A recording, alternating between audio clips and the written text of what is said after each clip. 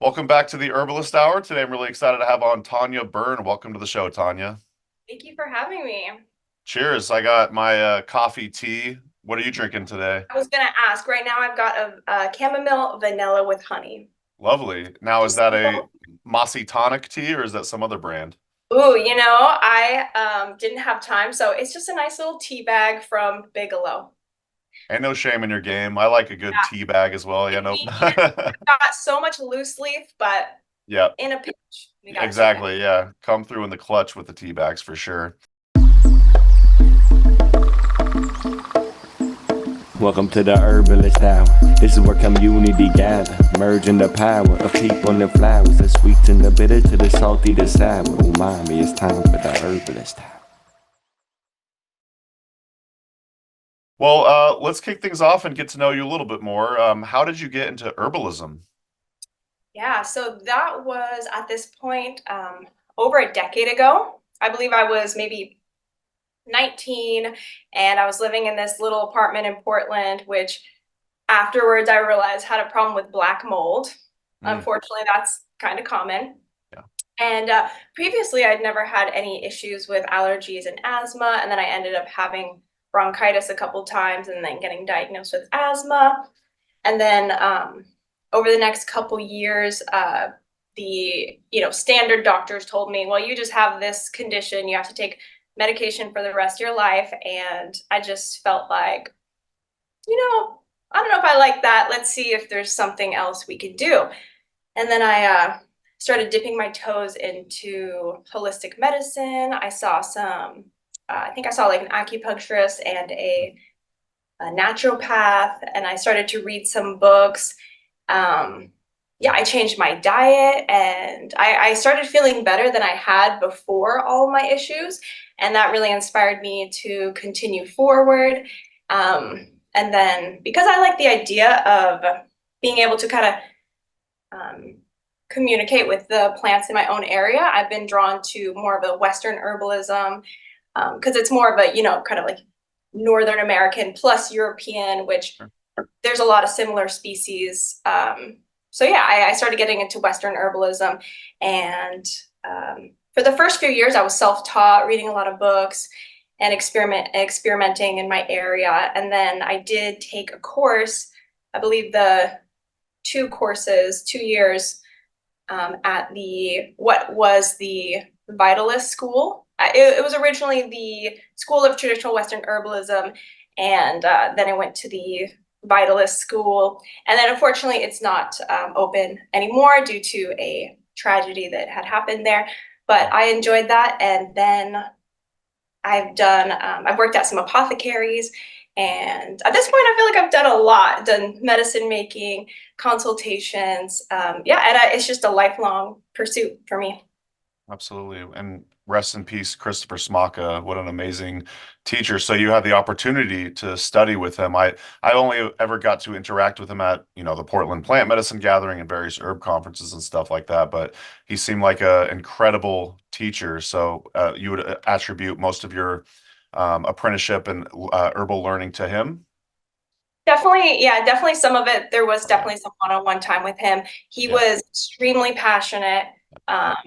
And yeah, he's definitely going to be missed by the community. He was um, very passionate, very energetic with it, very, yeah, very inspiring with what he was doing with it and the community that he built in that area of Portland. Absolutely. Are you a lifelong Portlander? Portland area. So I've kind Yeah. of lived like, Beaverton, Tigard, all Mhm. around. But yeah, lifelong in the kind of Pacific Northwest. Cool. So Yeah. you're an Nepo now. Is that what the kids call it? Nepo? I don't know what the kids are calling things, but Meepo, I haven't heard that. Now Oh, I'm on really? the east side, southeast, Oh, which Southeast. actually, yeah. SIPO. See, I mean, if that's what they're calling I it, don't know. sure. I'm But just making it's shit up like, as I go along. yeah. And I know you've been here, but you're from the Northeast, or you kind of go back and forth. Yeah, so I'm from Oregon. Oh, I'm from Eugene, Oregon.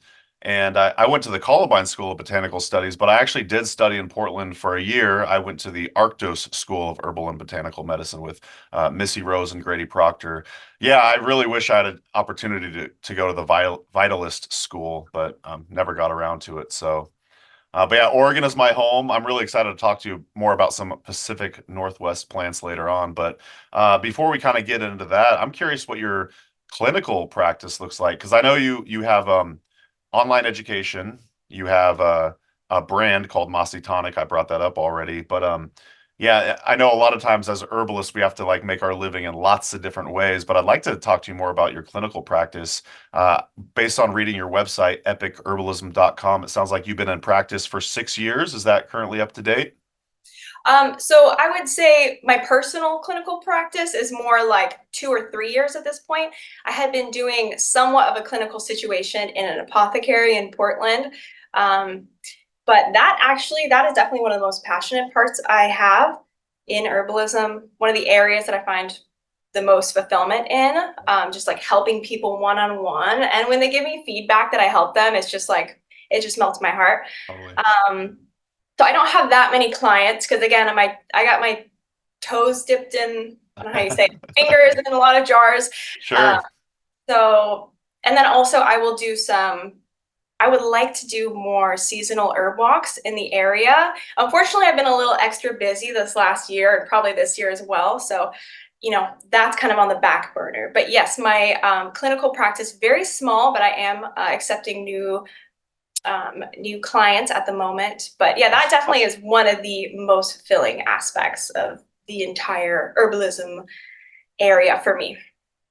So when someone comes to see you, I suspect are these in person, online, or both? And kind of how do you structure that, and how does your pricing work and all that? The pricing's hard because I do want to Yeah, be accessible. So I've right. gone back and forth and I'm trying to figure that out if it's a sliding scale or what. Because I do, research before I talk to them, and then I do a lot of time after talking to them, give them a full write-up. So the price, I don't want to say a price because it's been varied. Yeah, It's usually a little bit over an hour for an initial consultation, and then follow-up consultations are usually like 45 minutes and they'll be less expensive. I've ranged it anywhere from like $40 to $60 hmm, um, ish. That is definitely a hard thing to do when, because I want to be able to help people who may not have additional income. sure. Um, but let's see, you said what was the first question you asked? Yeah, online, in person. Oh, yes. So right now we're doing a lot of online. I think it kind of got normalized in the last couple of years, and it's just a little more convenient for people. Yeah. I do like the idea of doing one-on-one in maybe a natural setting, Hmm. like an outdoor park or something in the future. Um, but yeah, so far right now it's mostly online. So when you get a client, are they coming back to you like say every 6 months, every month, or how does that work? It kind of depends. One of the Yeah. people that I feel like I've had the most success with, she's coming back to me I think every like 6 months, and she always Okay. says that she wished she was remembering to do it earlier. And yeah, I've been seeing her for about 2 years now, and it's just yeah, every time I see her, she's doing better and better, and it Awesome. just yeah, it feels great. That's got to feel really good. I'm kind of curious. So going back 6 years when you first started seeing clients, do you recall like when you say you got your first client and what that felt like? Were there any nerves about it, or can you Oh, kind of take us definitely. back? Yeah. Well, So when you're can you working, kind of take us back and tell us the story of your first client? yes, I was lucky enough to work in this really nice apothecary in Portland, and people would come to me asking me, various questions, and of course I had to be, and I still have to be very, you know, um, very honest. This is not medical advice, I have to be careful. Hmm. And there is a lot of responsibility in, telling someone that maybe they should take this new herb that might Sure. have interesting effects on them. So yeah, in the beginning, I was definitely a little bit, it was a little stressful and I wanted to be really cautious. And then the first few people that came back to me, sometimes it was a month later or several months later, and they say, hey, you told me about this one herb and I started taking it. My issues improved so much. And yeah, that it always just felt amazing and made me want to continue on. So yeah, that was many years ago. And I kind of dabbled in that kind of informal, just anybody walked in and asked me questions, and I would try to kind of work with them in that way.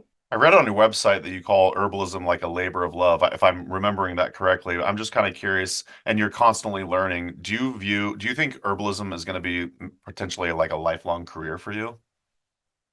I think it's definitely going to be a lifelong pursuit for me. I don't know if necessarily it's always going to be a career. It's Yeah. kind of hard when you meld a hobby with a career. So, Right. for example, I do have a product line. I'm very proud of all my formulas, but at some degree, I'm doing a ton of hours just doing production, doing labels, all these things.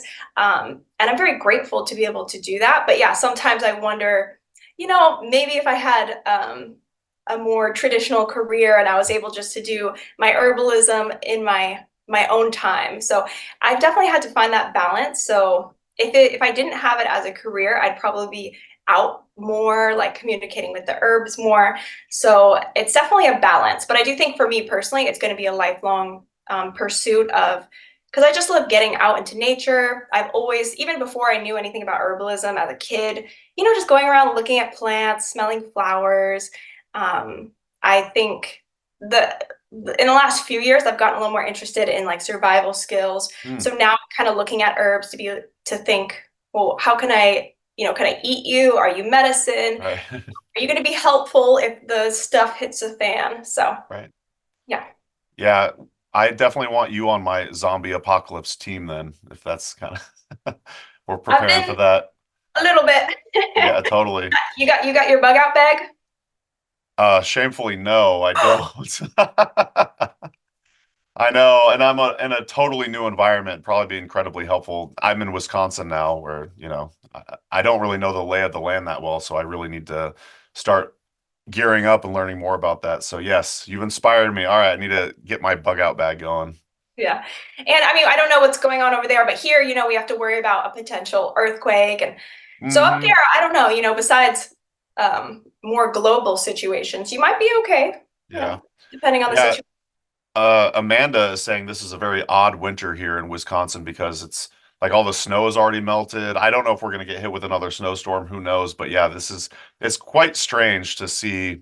I was expecting on that first snow it was going to just be like snow on the ground for 4 or 5 months, but it's already gone. And I was walking around in just this shirt earlier today and it wasn't that cold. So I was like, where are the rumors about this cold Wisconsin climate? It's really not It's that a bad. weird year because even we Yeah. got really hard freeze that was unusual. And I heard Yeah. that it even went down into Texas, Yeah. maybe more of a freeze, than some northern. Strange times. It's all the more reason for me to get a bug out bag. But going back to your clinical stuff, how are folks finding out about you? You do a really good job like marketing yourself. You're on Instagram and Facebook. You have a beautiful website. Are people finding you organically online or is it like word of mouth? I think it's both, actually. Yeah. Okay. Yeah. Yeah. Cool. Well, how about we get to some advice? Do you have any advice for like, say, the person not just getting into herbalism and hoping to become a clinician someday? Do you have any advice for the beginning herbalist? Yes, I would say first, I like the idea of having some type of system or paradigm to work with. So I personally have the traditional Western herbalism. Some people have Ayurveda. Some people have traditional Western herbalism.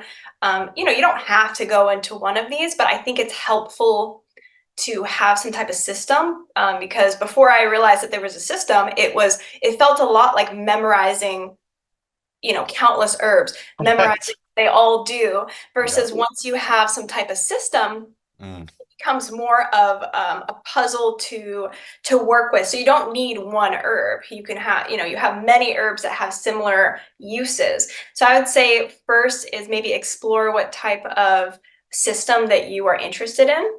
And then I like the idea of reading books and kind of going out in nature and having a little bit of a personal experience to kind of decide what you want to do mm. and To some degree, herbalism in the United States is a little bit of the Wild West, which I think has its pros and its cons.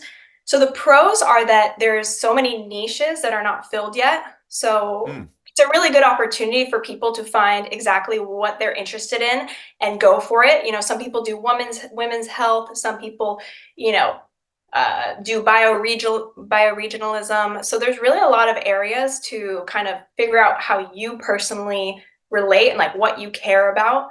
So I think that's really great. And there's not a ton of official structure. So that can be good and bad. So some people like the structure, and then maybe they could go more towards the, you know, look into the American Herbalist Guild. And then I think the pro with the structure is, you know, everyone can agree on ideas, which I think can be useful. But then I think when new ideas come up and old ideas maybe are not as useful, it takes a little bit of time for people to adjust. Yeah, so I would say, I guess, first start out, see where you are interested in, and just take some time to see what's calling to you. You mentioned going out into nature. Are you saying go out to nature with the intent of just like having a sit down and just soul searching and just trying to figure out what it is, what direction you want to head in? Yes. And then again, everyone's super different. Some people who are really sensitive and maybe more spiritual, they might go into the avenue of plant and spirit medicine. You know, they might not ever harvest herbs. They might sit with an herb, meditate with it, and get some type of information from the herb directly and help people work with herbs in that way.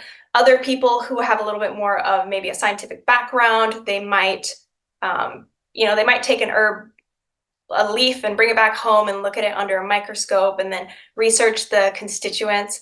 So yeah, but I personally think it's really not just useful, but just wholesome. Sure. And to actually go out into nature and communicate with the plants in some way. Also, I think it's more sustainable because, you know, I don't like to have herbs shipped from halfway across the world. I'm not saying that those herbs aren't useful, but I think we have some more local herbs that are going to be more sustainable to be using. So I like the idea of people keeping in mind their local bioregion. Absolutely. And hey, we got a guest question from Diana, an HerbRally Schoolhouse member. So thanks for joining us, Diana. And Diana asks, hi, Mason and Tanya. Question: over the years of helping clients, is there anything you used to recommend that you're no longer a fan of, or that you recommend in a different way than you did? That's a really interesting question. I guess I used to, in the beginning, I was a little bit more adamant about you have to take, or you don't have to, but like I suggest you take this herb and this herb and this herb and take them in these quantities. And then over the years, I've kind of personally come to a place where I think that lifestyle and like the emotional state of the person is a little bit more important than I had realized before. So I guess in the beginning I was suggesting probably more herb use, and now I'm suggesting a little bit more, you know, ask them like, how are your relationships, and are you sleeping enough? So yeah, I would say just a little bit overemphasis of taking herbs in the beginning, and now a little bit more of emphasis on what else is going on in your life that's aggravating these physical symptoms. That's a great answer. Do you think that just kind of comes with the territory of being a new herbalist, and then over time seeing that it really is a lot more about lifestyle than just like prescribing herbs and stuff like that? I do, and Yeah. it's hard because, you know, the easy way to market anything, you know, including herbalism, is take this. This is going to solve your problems. Take this, and it's a lot harder and more nuanced to instead, you know, ask the person like really think about what's going into your life that's not physical, that's affecting you, and then they have to take more personal responsibility. So it's definitely more of an elaborate situation. Absolutely. Awesome. Well, let's talk about other ways you make a living as an herbalist. Can you tell us more about what Mossy Tonic is and what you have to offer there? Yes, so I created Mossy Tonic at this point, I think 7 years ago or so. And it is an herbal product brand that it's not 100%, but it's mostly bioregional. I'm using herbs kind of in my area and at very least United States grown, organic. And I'm making formulas kind of, I did a lot of different types. So I've got a loose leaf tea line. I've got a skincare line, and a lot of it actually is I made for myself originally and me and my friends, and then people would ask for more. And so some of the products, like a lot of the skincare, I just started making more because people were really interested in it. So we've got teas, skincare, tinctures, and also smoking blends. People find a lot of, yeah, people are looking for alternatives to tobacco. And so the herbal smoking blends have been pretty popular. And what else? Do you smoke those? Honestly, I don't smoke very much, but you can use them as incense as well. Oh, good idea. But people like to smoke herbs. It just seems like, I don't know, it's a thing a lot of humans have always wanted to do. So Yeah. it's nice to have an option that's, tobacco free, organic, and, as wholesome as it can be. So you mentioned sourcing a lot of the herbs yourself. Have you purchased any herbs from Oshala Farm yet? I think I might have in the past. Yeah. They're definitely not a main farm that I work with, but where are they located? Oh, they're in Southern Oregon, so they're just down the road from you. Yeah, they're in the Applegate Valley, Williams, Oregon. So I just got to shout them out because they're presenting sponsor for the Herbalist Hour. But amazing herbs, and yeah, you'd love Elise and Jeff Higley, the owners of the farm. You should definitely make a road trip and visit the farm at some point. I think I will because even when you look at the herbs, the more locally ones, you could just tell they're just more vibrant. I feel like you could probably use less of them. Just looking at them, they look better. So I'm definitely going to check them out. Absolutely. And they have I want to say it's an herb camp coming up this summer where it's basically like an herb conference, but it's basically a bunch of herbalists hanging out, teaching and whatnot. And you also get to check out the farm when it's in full bloom and everything. So that would be definitely something to look into as well. Herb camp at Oshala Farm. But talking more about Mossy Tonic, who made that logo? Was that you? So I came up with the name, and then I had a local artist that I believe they go by the Far Woods. Anyways, I had her, or two of them. Anyways, I had the Far Woods make up the fox face, and I just love that. Yeah, I just said something Pacific Northwest-esque, and I let her have kind of creative license, and that's what they did. And I love it so much that I don't really ever want to change it, so I'm pretty happy with it. But then, yeah, I just came up with the name Mossy Tonic, trying to, it's so mossy here in the Pacific Northwest. Tonic is kind of like remedies. So that's where it's a dope name. You're really good at naming things. You got Epic Herbalism. That's a fantastic name. And I'm like, shit, why didn't I think of that? And Mossy Tonic, like you said, I do miss the Pacific Northwest because you could fall anywhere in the woods and just land on a pillow essentially. So I do feel really lucky. I didn't notice how great it was until I had traveled a little bit elsewhere, and you come back and you realize, wow, I'm just surrounded by mountains and trees, rivers. It's gorgeous. It's heaven on earth for sure. So Amanda and I are actually thinking about starting a product lineup for ourselves, but it's not necessarily about making a living from it. It's more just to scratch that itch, like this, because we're having all these fun ideas for a name and labels and like the different products we want to make. So sure, maybe it will help fund our lifestyle to some degree or another, but more than anything, we feel like it's going to scratch this creative itch that we have. So I'm just wondering if you think that's a good idea. I know it's also a lot of work, but if you could just kind of, coach me on that. I would say that you guys are probably already making remedies and making things for friends and families. So in that way, doing it would just kind of help that be cohesive and almost pay for itself to some degree. I will say, yeah, you spend a ton of time doing production, and I'm kind of a one-woman show with my business. I do it everything, and I'm confident in my herbalism, the back end, the business and numbers, the inventory.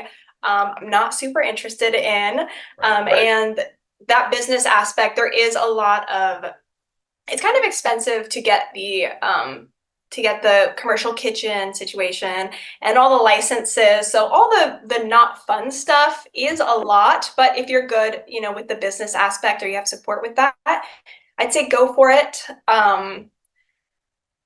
Yeah, but you're definitely gonna be mixing herbs a lot. And Right. sometimes, you know, I'm like wearing a bandana and like covering my whole face because just herb dust gets everywhere. It's fun though. You can, you know, talk or listen to a podcast, but just, yeah, hours and hours of production. If you're okay with that and you're good with the business back end, go for it. Are you using a commercial kitchen or are you doing this at home? No, I'm using commercial kitchen. Oh, wow. Yeah, it's actually What's pretty, so there's a lot of or at least in Oregon, but I think in the United States in general, it's actually pretty a tight what do you call it? There's a lot of rules that you gotta yeah, be aware totally. of. So yeah. Okay, so you're doing it the right way. Yeah, but it definitely takes yeah, there's a lot of business stuff that Sure. personally I don't think it's the most fun, but hey, it's just part of it.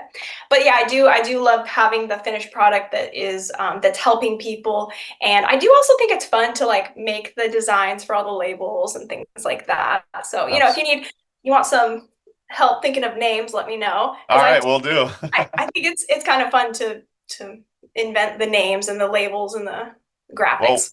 we have a brand name in our head already, so but I'm not gonna announce it here That's yet, but I'll keep you yeah posted on that for sure. But yeah, just exciting. I figure out how to ask because I know there's a lot more work that goes into it than just a pretty label. So awesome. Well, let's transition a little bit and talk about another part of your business. You have a book coming out.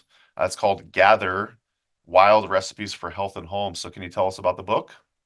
Yes. So the last few years, potentially because of global, you know, situations, I've had a little bit more interest in survival situations and just being prepared, being self-sustaining, just in case, you know, things happen. Again, in the Pacific Northwest, we might have a mega thrust earthquake.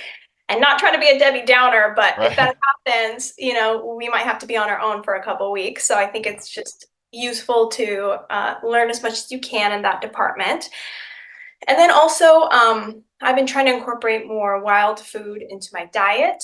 Mhm. You probably know this, but when you go and harvest food from the wild, it tends to be a lot more nutrient dense. And also, you get to save a little bit of money.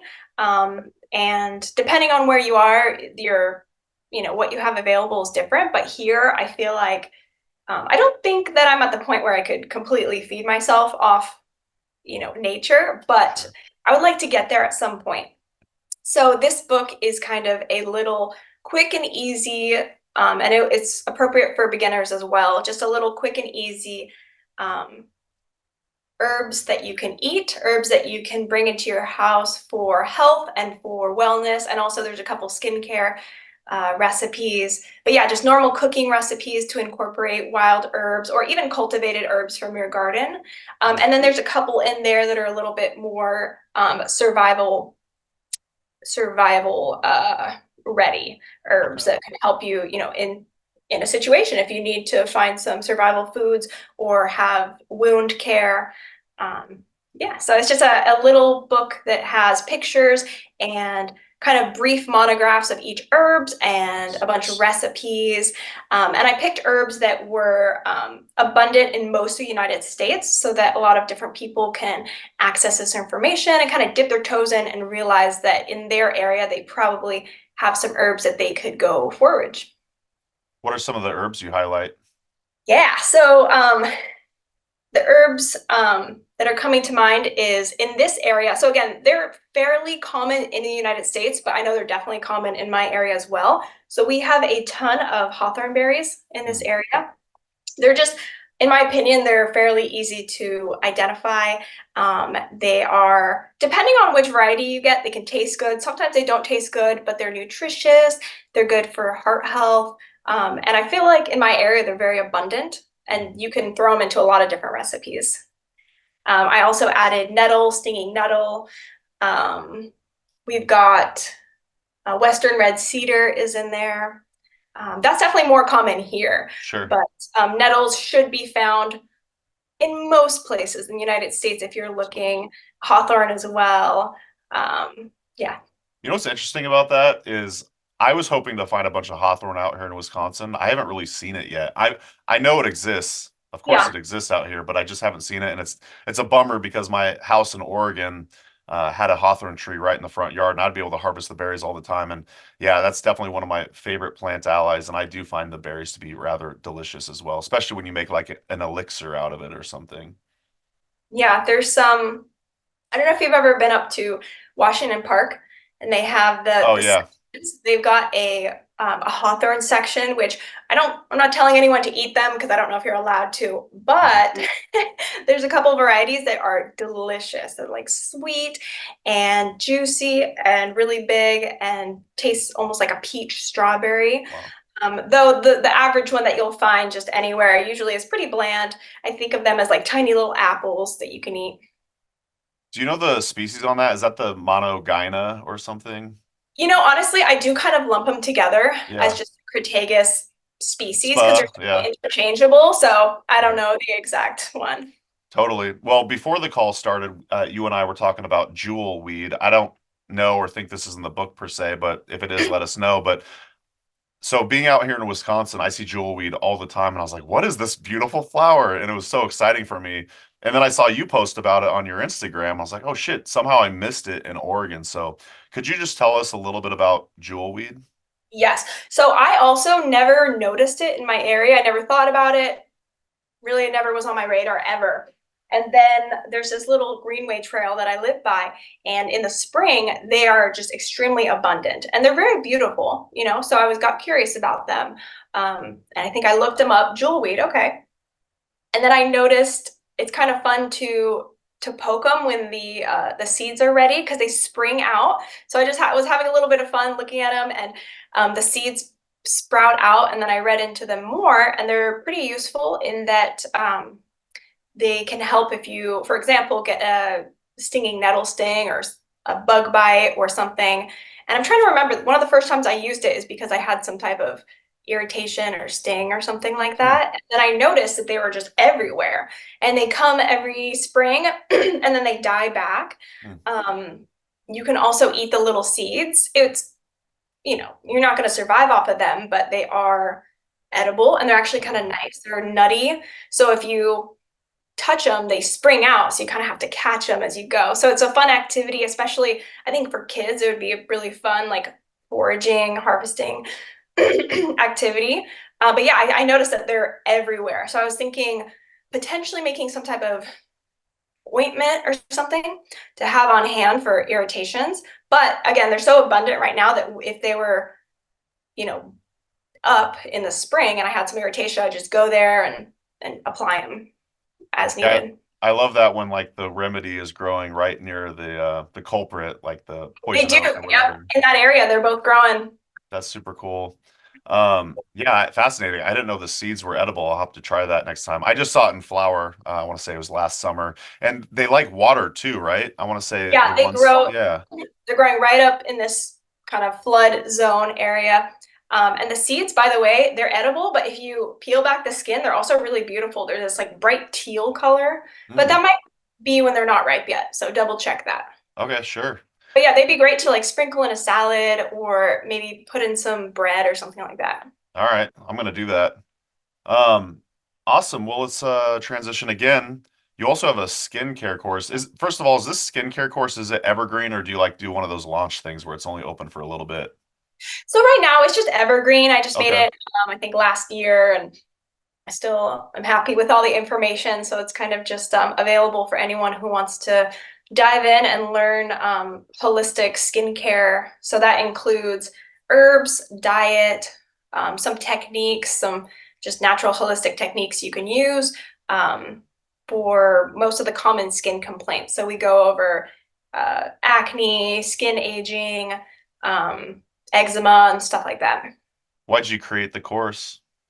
I think it's just I think that's one of the subjects that I've talked to so many people about, and it can be really difficult for people who, are having their face skin flake off. And I've just had a lot of success with experimenting with herbal and holistic strategies. And so I feel like personally, I've seen so much success that I wanted to make that information accessible to a larger audience. So if you get the course and then you go inside, is it like video classes? Are there PDFs? What does it look like inside? Yeah, so there's a little bit, there's some videos. It kind of goes through all the chapters, and you can kind of hop around depending on, what issues you're dealing with. But there's kind of a basic, like, how diet and affects the skin and the detoxification pathways and all these things. But yeah, there's a couple of videos. There is a lot of written words, and then there's some documents that you can print out yourself or fill out to kind of experiment with things as an individual. It's cool. So I went to the landing page before our call and I read a quote, and I was hoping you could kind of talk about the philosophy behind it. So you say, I've seen baby steps add up to meaningful progress, and I balance this with a philosophy of progress over perfection so I can embrace presence along the way in this lifelong healing journey. And I just really love that because I'm very similar in the way I approach a lot of this health stuff is I start really small and I make it manageable, and then I just kind of add to it over time. And then I know that these little changes add to, exponential healing. So I was hoping you could just kind of talk about that a little bit. Yeah, I think the underrated stuff is a lot more powerful than we give it credit for.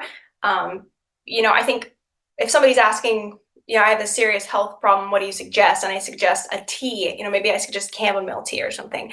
I think sometimes people want you to say something a lot more interesting Right. or extreme. Right.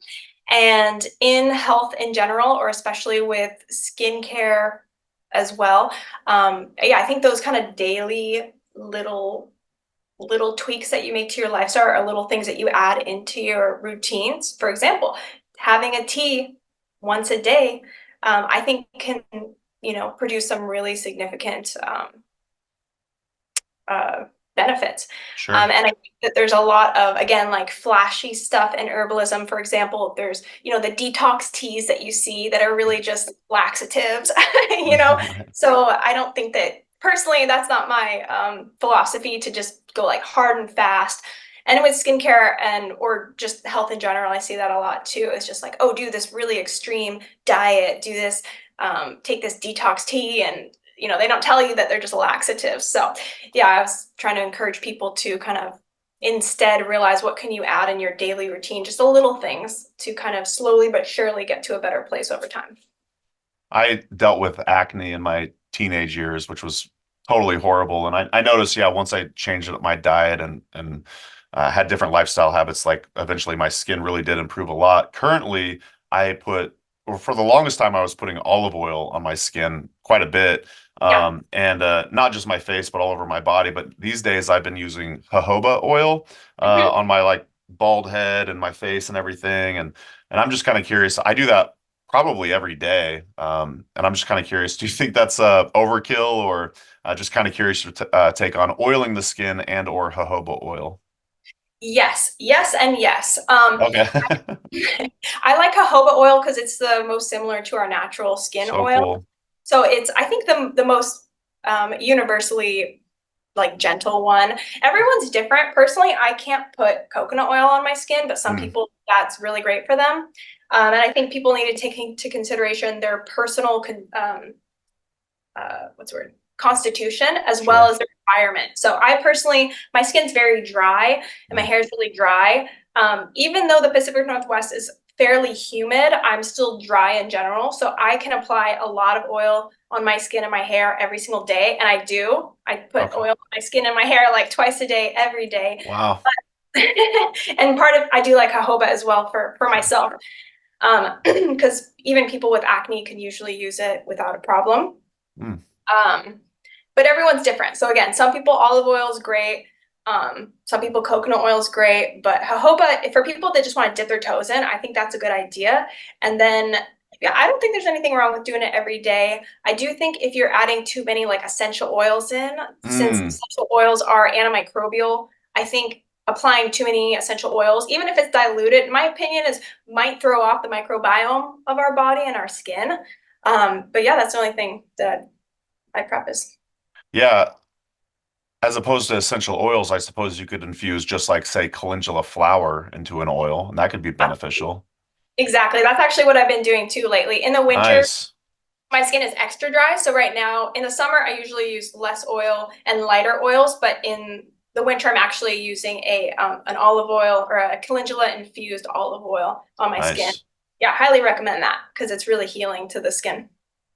Yeah, Amanda, she I want to say oils her hair maybe like once a week, but I think she probably has a kind of a similar hair constitution to you. It's curly and maybe on the tad dry side. So, but you're oiling your hair literally twice a day.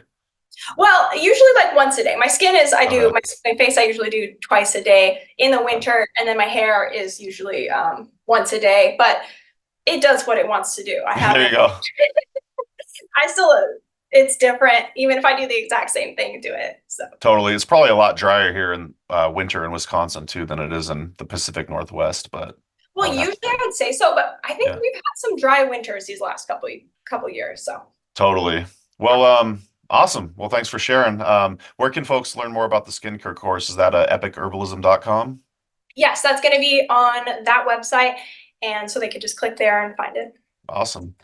Sweet. Well, I think we got time to talk about herbs for relaxation. You were mentioning CBD. I want to say also CBG and CBN, if I'm getting that right. I know borderline nothing about cannabis other than I used to smoke it a lot in my youth. But can you tell us about your thoughts on CBD for relaxation? Yes. So, in addition to some of my favorite relaxing herbs, like passion flower and skullcap, cannabis is, if you can believe it, a very popular herb. Yeah. And, and there are a couple more recently appreciated cannabinoids that have been useful to people. So, CBD, CBN, and CBG are all non-psychoactive cannabinoids. So, if they're by themselves, they're not going to create any type of high, but they can be incorporated into, combination with THC. CBD is probably the most popular one. Do watch out for people interested in it because there's so many random products on the market that who knows what's actually in them. It's not regulated federally. In Oregon, if you go to a dispensary, you actually can get a tested CBD product. That one, they're all kind of systemically anti-inflammatory, slightly relaxing. CBG is a little bit more specific towards nerve issues and also digestive inflammation. So some people find that it's helpful to kind of take internally for digestive situations. CBN is a little bit more sleepy, so it's usually used if you're trying to get some more sleep. But yeah, depending on where you are, what state you're in, you might be able to find a good quality CBD product. But that's an option for some people. And you could also, I've seen a couple products that mix herbs with the CBD. So yeah, it's just something else to look into. Yeah. So when I was looking for different herbal options to help with, like mood and relaxation, I was like, you know what? It's been years since I've smoked cannabis, but I don't really want to get that head high because I remember later on when I was smoking weed, I would start having like extreme paranoia and stuff like that. I really didn't enjoy it. And it was funny because I was living in Oregon at the time, and there's like a pot shop on every street corner in Eugene and Springfield. But so I walked down the street and I bought some CBD, like a CBD joint, and I was like, sweet, this will be cool. Maybe I'll get some relaxing benefits. And I don't know if it was just like because my last experience with cannabis was a negative one, I was associating with that feeling regardless, and it became an unenjoyable experience to smoke the CBD joint because of my negative association with cannabis. So I don't know if you have any thoughts on that, or if there's any way around that, or if I'm just, screwed for the rest of my life not being able to try it. But yeah, if you have any thoughts on that. So I actually have a lot of friends that partake in that herb, which by the way, I like to use it as an example because sometimes people kind of give me the impression that I don't believe herbs work. And so Mm, So I say something like, oh yeah, so coffee, you don't use coffee Right. or tobacco, none of them really work. Right. So I Love know a that. lot of people who find a lot of relaxation and fun with the high THC cannabis. I'm not one of those people. I am kind of like you. I just kind of have an existential crisis, and it's not, back in the day, I would do more. And I think I've Sure. noticed that too, is as we get older, something kind of changes and we can't, hit the bong anymore. Um, but yeah, so I kind of stayed away from it, and then I kind of experimented with some high CBD stuff. And I found personally, and I've kind of talked to some people and found a pattern, not for everyone, but in general, the sativa ones are a little bit more active mentally. So for us that are already overthinking, it's not good.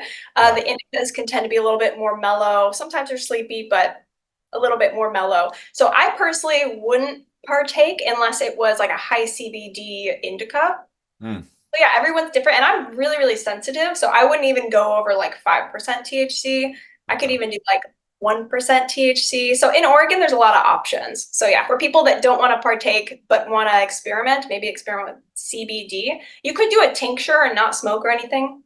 But if you want to smoke, there are some options that are really high CBD. And then I would suggest staying with the indica side for us overthinkers. Good suggestions. Yeah, and you mentioned the Wild West and herbalism earlier. I remember when cannabis was illegal. That was the true Wild West because whenever you bought pot, you never knew what you were getting. Yeah, it was a mystery. And then Yeah. you'd have to like go run out, into the woods. So I'm very thankful for, it being legalized in most places. Still not legal here technically in Wisconsin.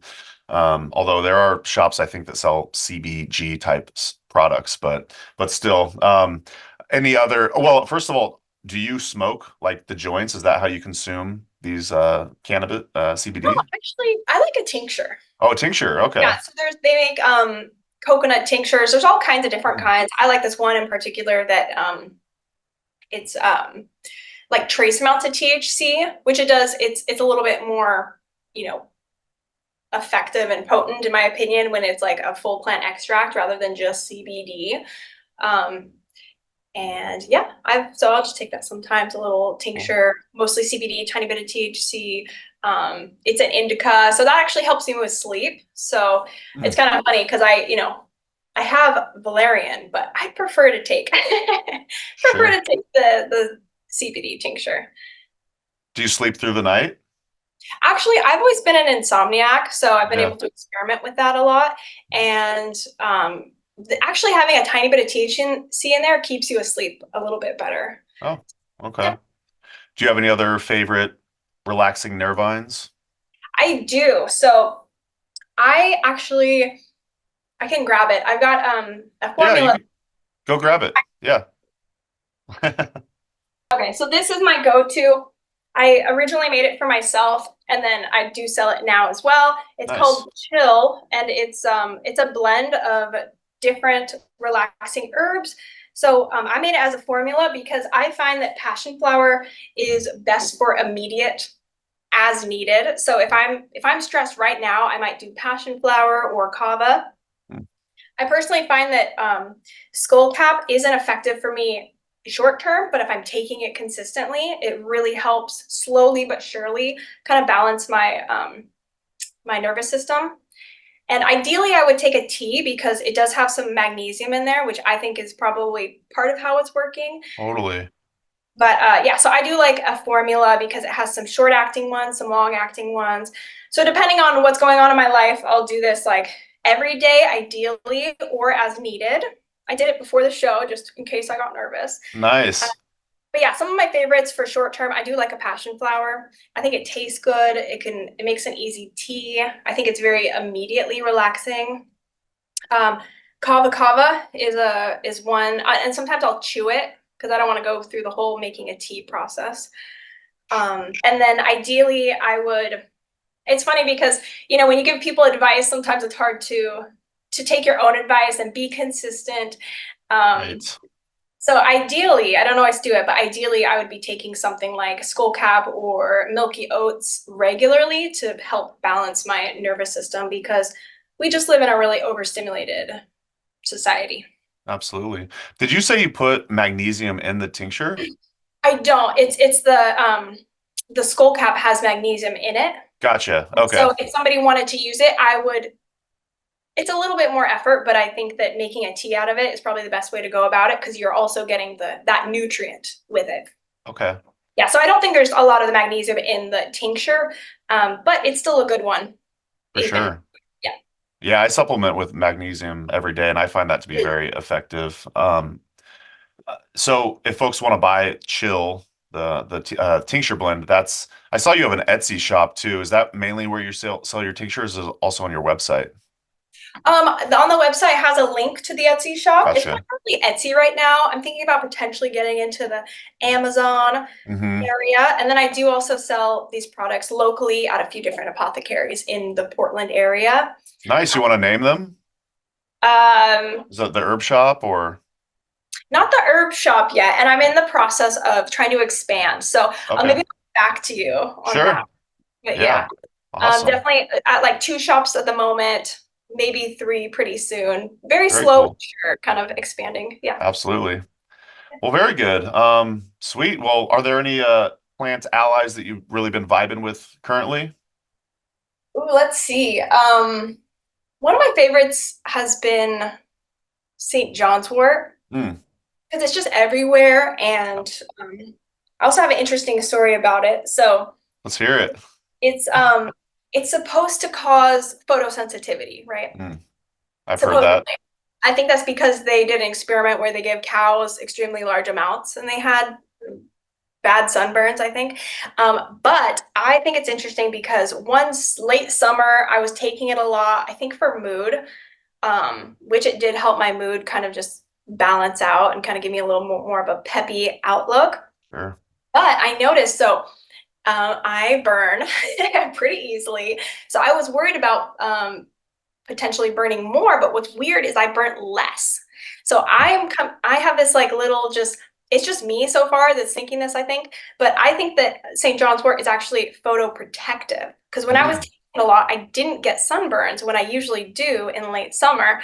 And so I've been thinking about how, yeah, I think somehow it has this relationship with the sun and I don't know how to explain it, but I think it's photoprotective and I've considered looking into making some type of sunscreen with it. I'm not there yet.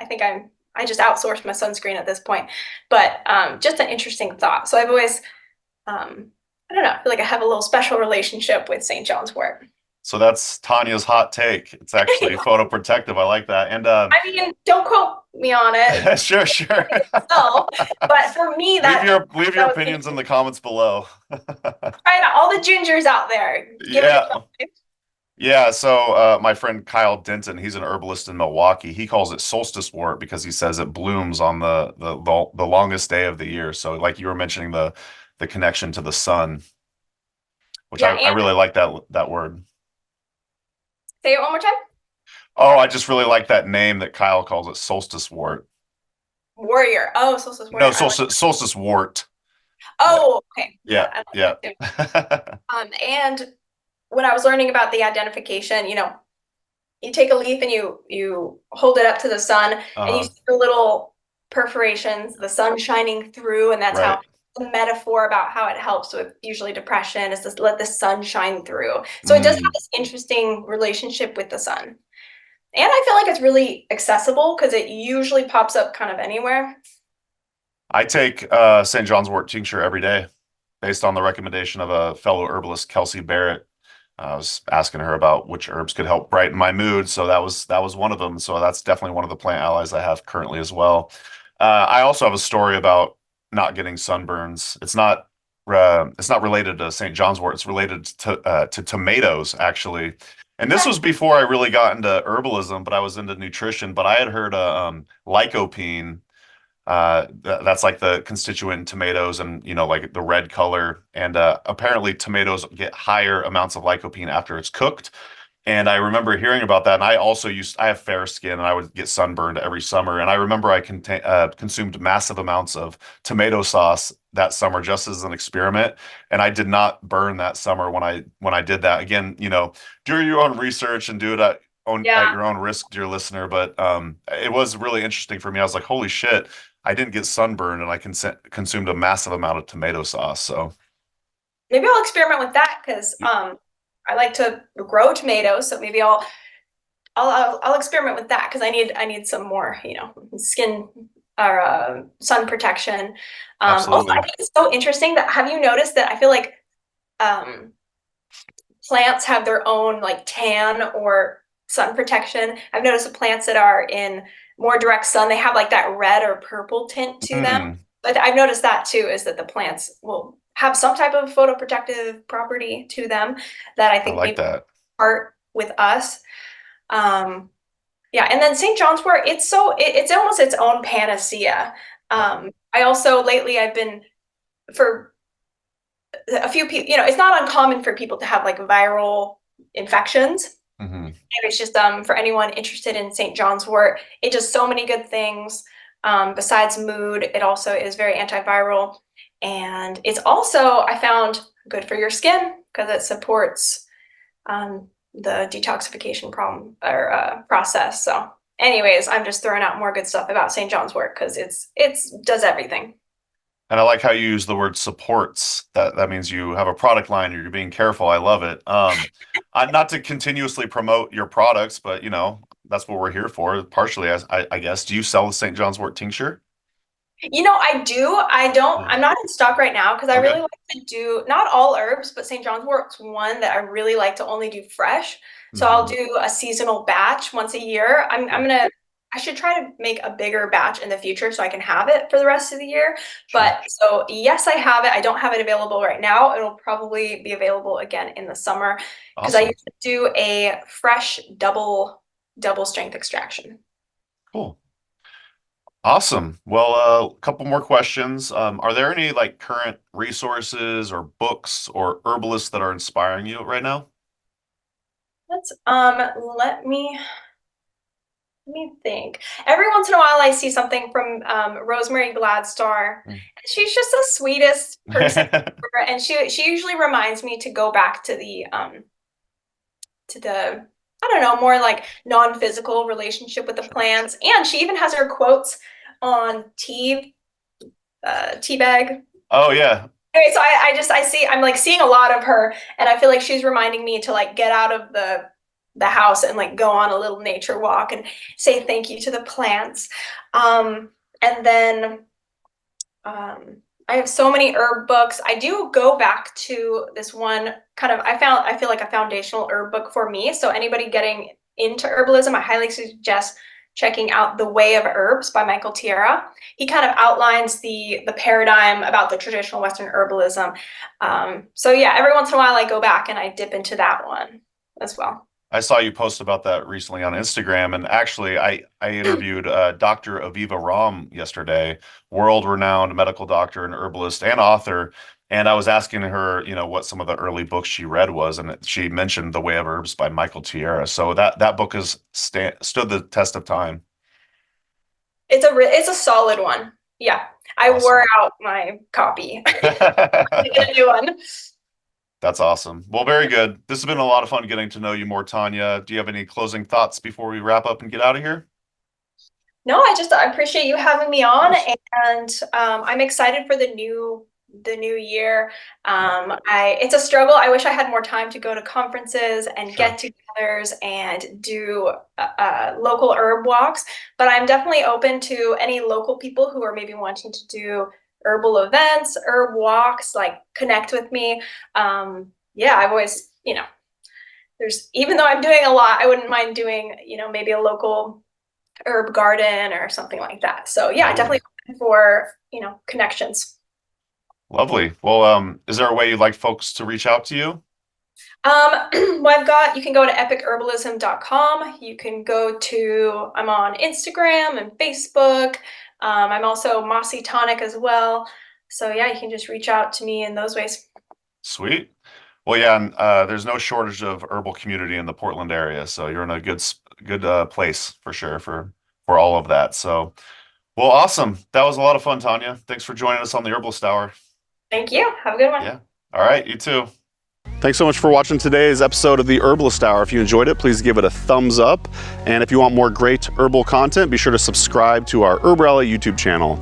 If you enjoy these Herbalist Hour episodes and you'd like to join us live, you can do so by becoming an HerbRally Schoolhouse member. Learn more at herbally.com/schoolhouse. And if you want to get your first 30 days for free, use coupon code YouTube30 at checkout. So our HerbRally Schoolhouse members get access to exclusive video classes, monographs, and a lot more herbal community discounts, along with joining these live Herbalist Hour interviews. So one more time, herbally.com/schoolhouse. Enter coupon code YouTube30 at checkout to get your first 30 days for free. All right, we'll see you in the next episode, and take care.